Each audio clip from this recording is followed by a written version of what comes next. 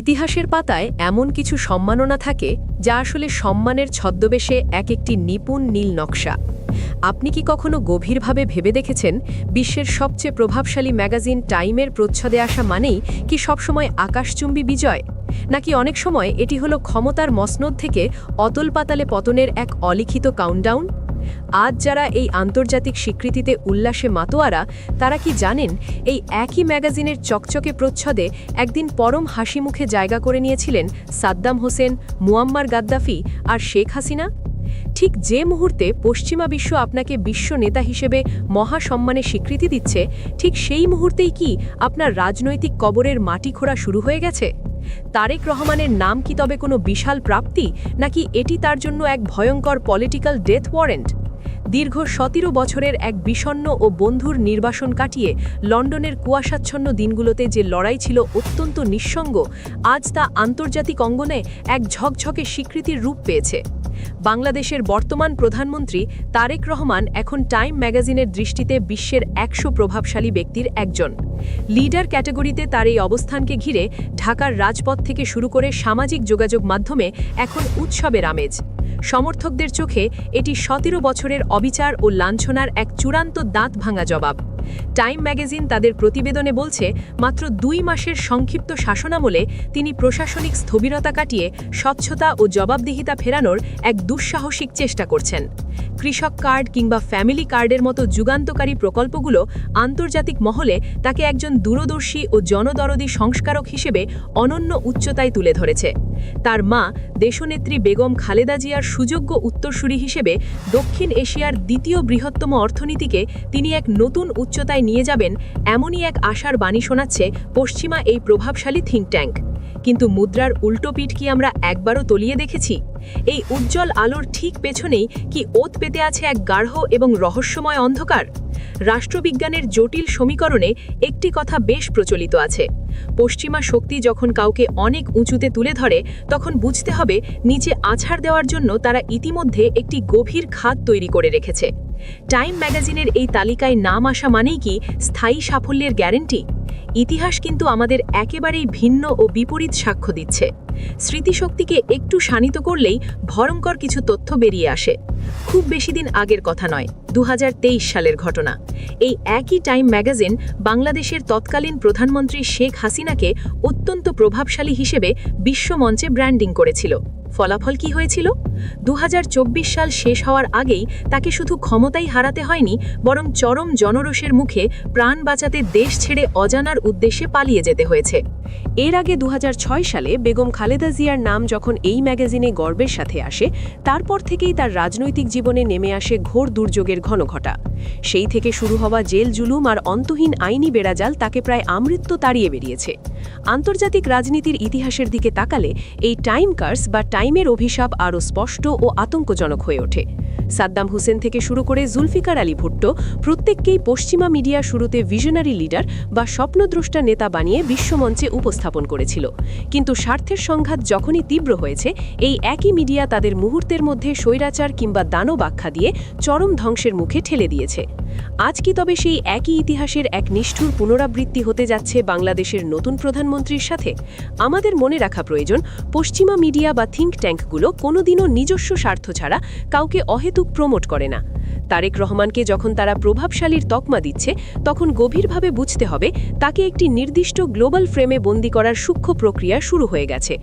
যখন কোনো উন্নয়নশীল দেশের নেতাকে আন্তর্জাতিকভাবে রাতারাতি হিরো বানানো হয়, তখন তার কাঁধের ওপর এক অদৃশ্য ও বিশাল প্রত্যাশার পাহাড় চাপিয়ে দেওয়া হয়। আর এই কৃত্রিম প্রত্যাশা পূরণ করতে সামান্য ব্যর্থ হলেই শুরু হয় পরিকল্পিত পতনের খেলা। এটি আসলে উন্নয়নশীল বিশ্বের রাজনীতিকদের নিয়ন্ত্রণ করার এক অতি সূক্ষ্ম ও আধুনিক জাল। পশ্চিমা শক্তিগুলো সবসময় চায় তাদের নিজস্ব প্রেসক্রিপশন অনুযায়ী আমাদের মতো দেশগুলো চলুক।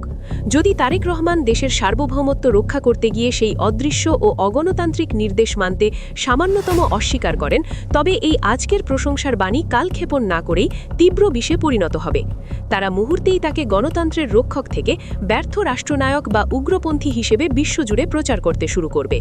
তারেক রহমানের সামনে যখন এই বিশাল আন্তর্জাতিক চ্যালেঞ্জ, ঠিক তখনই দেশের ভেতরেও শুরু হয়েছে এক অদ্ভুত ও রহস্যময় অস্থিরতা। তার প্রতিটি পদক্ষেপ এখন আর শুধু দেশের সাধারণ মানুষের কাছে নয়, বরং বৈশ্বিক গোয়েন্দা সংস্থাগুলোর শক্তিশালী মাইক্রোস্কোপের নিচে প্রতিনিয়ত ব্যবচ্ছেদ করা হচ্ছে। কিন্তু এই জটিল সন্ধিক্ষণের মধ্যেই কি তিনি এমন কিছু কৌশলগত ভুল করছেন যা তার পতনের পথকে আরও ত্বরান্বিত করছে? কেন অভিজ্ঞ ও পোড়া খাওয়া এক নেতা হয়েও তিনি ইদানিং জাতীয় সংসদে দাঁড়িয়ে এমন কিছু কথা বলছেন যা শুনে পুরো দেশ শিউরে উঠছে? আমরা কি তবে এক অনিবার্য নতুন সংকটের দিকে ধাবিত হচ্ছি? ক্ষমতা পাওয়ার পর একজন জাতীয় নেতার সবচেয়ে বড় সুরক্ষা কবচ হওয়ার কথা ছিল তার চারপাশের সৎ ও দেশপ্রেমিক মানুষগুলো। কিন্তু বর্তমানে তারেক রহমানের ক্ষেত্রে কি আদতে তা ঘটছে?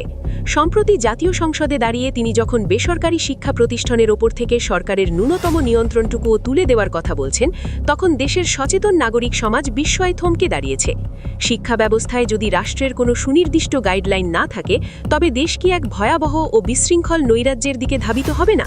স্কুলগুলো কি তখন উচ্চ ফি আদায়ের নামে সাধারণ মানুষের পকেট কাটার অবাধ লাইসেন্স পেয়ে যাবে না? সিলেবাসে যদি সুকৌশলে উগ্রবাদ বা ভিনদেশি বিধ্বংসী সংস্কৃতি ঢুকে পড়ে, তবে তার ঠেকানোর ক্ষমতা কি অবশিষ্ট থাকবে রাষ্ট্রের? এই ধরনের কাণ্ডজ্ঞানহীন ও আত্মঘাতী পরামর্শগুলো আসলে তাকে পেছন থেকে কে দিচ্ছে? জ্যেষ্ঠ সাংবাদিক মাহমুদুর রহমান অনেক আগেই অত্যন্ত সাহসের সাথে সতর্ক করেছিলেন যে তারেক রহমানের চারপাশের একটি সুবিধাবাদী বলয় তাকে প্রতিনিয়ত ভুল তথ্য দিয়ে বিভ্রান্ত করছে। সংসদে বসে গুরুত্বহীন পত্রিকা পড়া কিংবা কার্যপ্রণালী বিধির তোয়াক্কা না করে কথা বলা, এসব কি একজন দূরদর্শী ও প্রজ্ঞাবান নেতার লক্ষণ? নাকি তার তথাকথিত উপদেষ্টারা সচেতনভাবেই তাকে এক গভীর জনবিচ্ছিন্নতার অন্ধকারে ঠেলে দিচ্ছে? শোককে শক্তিতে রূপান্তরের আবেগপূর্ণ স্লোগান শুনতে হয়তো বেশ ভালো লাগে, কিন্তু রূঢ় ও কঠিন সত্য হলো শুধু শোকের কথা বলে সাধারণ মানুষের পেট ভরে না। দেশের বাজারে যখন নিত্যপণ্যের আগুন দাম, জ্বালানি তেলের তীব্র সংকট আর সাধারণ মানুষের হাহাকার যখন তুঙ্গে, তখন শুধু টাইমের আন্তর্জাতিক স্বীকৃতির মুকুট দিয়ে কি ক্ষমতায় টিকে থাকা সম্ভব? যখন তীব্র জনরোষ তৈরি হয়, তখন এই সুযোগ সন্ধানী পশ্চিমা শক্তিগুলোই সবার আগে নিজেদের হাত ধুয়ে ফেলে। তারা খুব ভালো করে জানে, যখন কোনো নেতা ভেতর থেকে জনবিচ্ছিন্ন হয়ে পড়ে, তখন তাকে সামান্য একটি ধাক্কা দিয়ে সরিয়ে দেওয়া সবচেয়ে সহজ কাজ।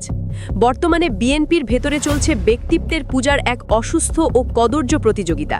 এই চাটুকারিতার সংস্কৃতি যে কোনো নেতার বিচক্ষণ চোখকে অন্ধ করে দেয়। এই চাটুকাররা তাকে এমন এক মায়াজালে আটকে ফেলছে যেখানে তিনি সাধারণ মানুষের বোবা কান্না শুনতে পাচ্ছেন না। টাইমের প্রচ্ছদ কি তবে তাকে সেই মায়াজালে আরও বেশি আচ্ছন্ন করে দিল?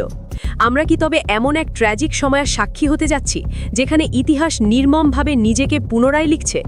যখন একটি জাতিকে বলা হয় তাদের নেতা বিশ্বের সেরা ১০০ জনের একজন, তখন তাত্ত্বিকভাবে সেই জাতির গর্বিত হওয়ার কথা। কিন্তু রাজনীতির অন্ধকার অন্দরমহল বলছে একদম ভিন্ন কথা। টাইম ম্যাগাজিন যখন কাউকে এই উচ্চতায় বসায়, তখন তারা আসলে সেই নেতার চারপাশে এক অদৃশ্য কাঁটাতারের বেড়া তৈরি করে দেয়। এটি কোনো সাধারণ সম্মাননা নয়, এটি হলো একটি অত্যন্ত সূক্ষ্ম বৈশ্বিক নজরদারির ব্লুপ্রিন্ট।